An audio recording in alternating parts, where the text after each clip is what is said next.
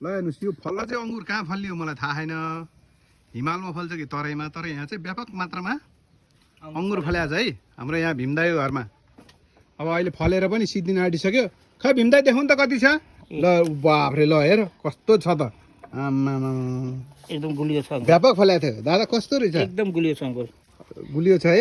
राम्रो छ नि तर यस्तो गरम अङ्गुर यस्तो नफल्नु पर्ने खोइ यो के हो यो गर्मीमै फल्ने चिज रहेछ कि क्या हो ल हेर्नु यहाँ झुप्पाका झुप्पा फलिरहेछ है एकदम गुलियो यस्तो झुप्पा हो यस्तो झुप्पा हुन्छ इस अङ्गुरको गुलियो छ यो ल हेर ल यस्तो अङ्गुर बाफ्रे आमा ल अङ्गुर है त खतरा अङ्गुर छ यस्तो गुलियो छ फेरि स्वादिलो अङ्गुर यो हाम्रो भीमदाईको घरमा फले अङ्गुर हो फेरि यहाँ टाँड बनाएर एकदम राम्रोसँग रोप्नु भएको छ उहाँले त्यही भएर चाहिँ यसरी अङ्गुर फल्या छ है तराईमा दाना हुन्थ्यो अङ्गुरमा खोइ दाना पनि रहन्छ भित्रपट्टि यसको त तराईमा फल्नेमा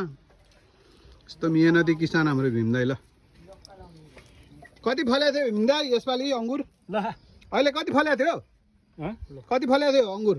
1 क्विन्टल जति फलेको थियो 1 कुइन्टल फल्यो है ल 1 कुइन्टल अङ्गुर फलेर अहिले हामी यहाँ यस्तो छ ल अङ्गुर ल हेरौँ त यहाँ अङ्गुर यस्तो छ गरे के हुँदैन रहेछ त होइन शान्तिसम्म कस्तो राम्रो छ राम्रो छ नि खै एक पिस खाइ हेर्नु त कस्तो छ राम्रो छ कि एकदम मिठो एकदम मिठो है ल ल ल स्वादिष्ट अँ